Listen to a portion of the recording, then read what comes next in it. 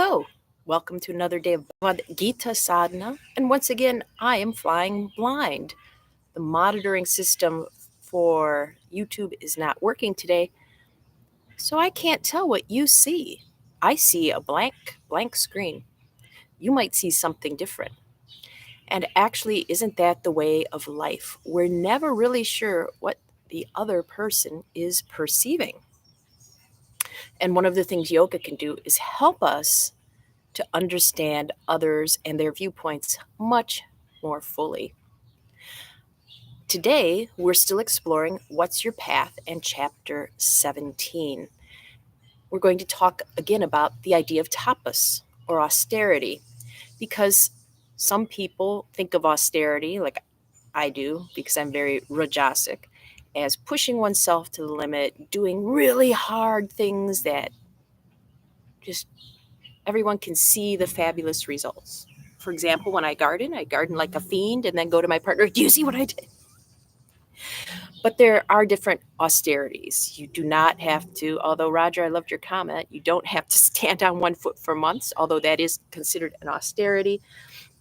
Yesterday, we mentioned verbal austerities, being able to speak truthfully and for the good without causing distress. Did you try that yesterday? I tried it. I failed. But fortunately, we have another austerity to try today, or you can keep trying that one.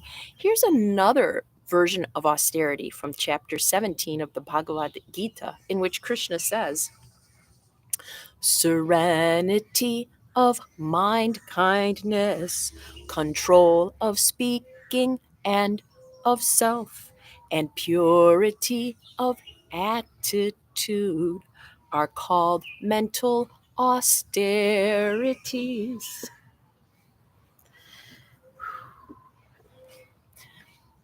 So if you thought bringing verbal austerity into your life was challenging, this might be more so.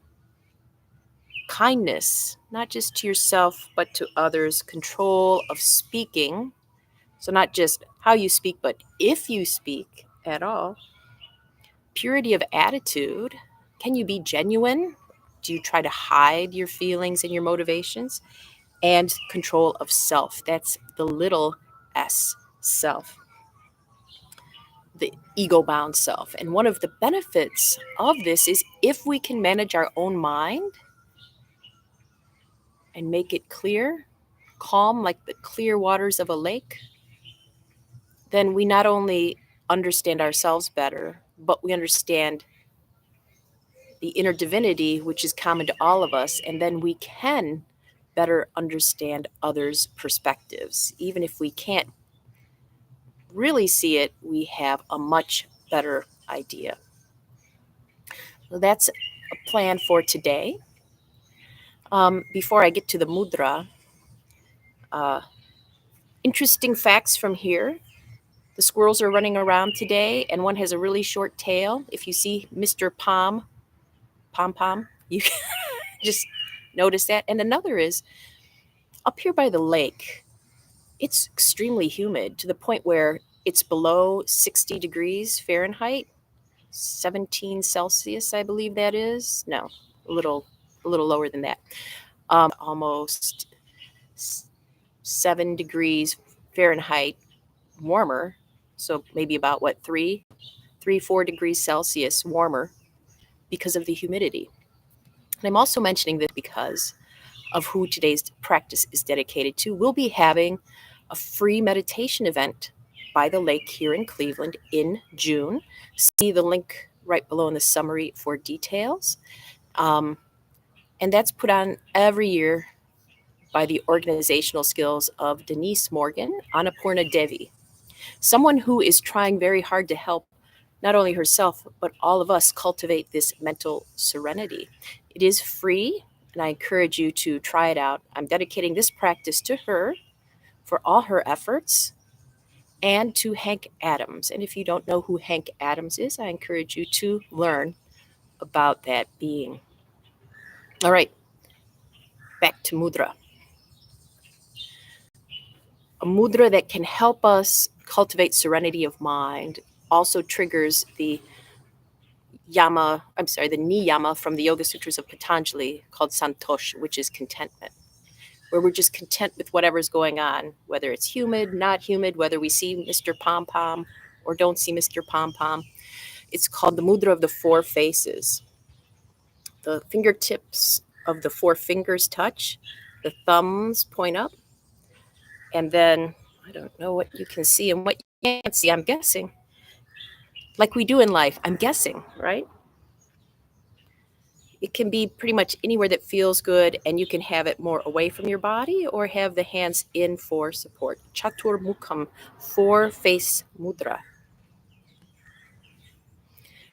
Try to find some mental serenity as we practice, especially as the wonderful trash collectors are going by. Thank you for all you do. Let's begin.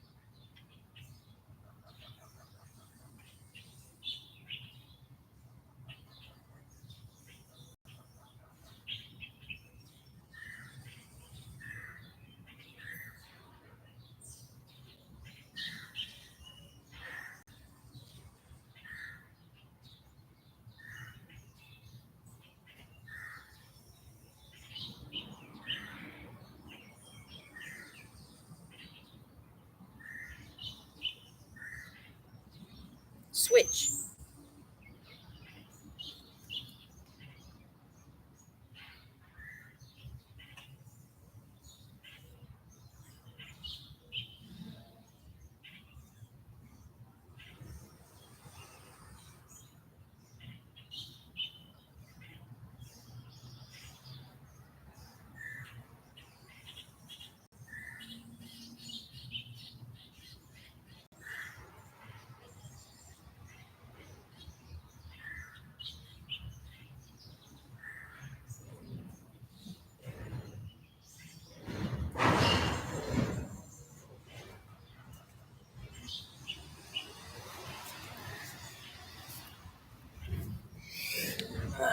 Alrighty.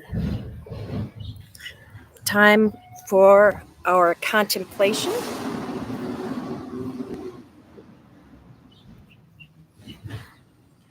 With the four faces mudra. It's down a little. Hold on.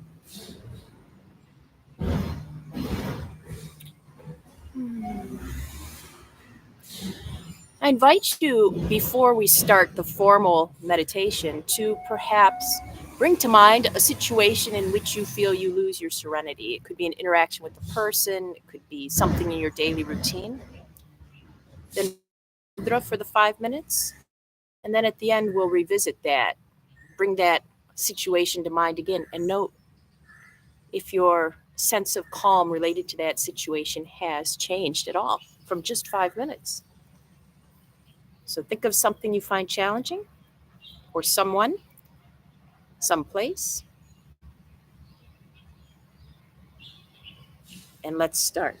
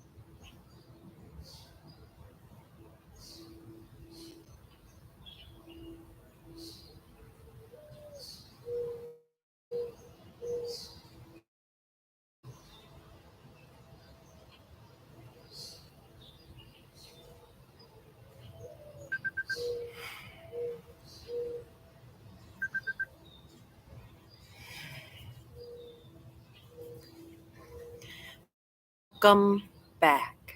Maybe take a moment.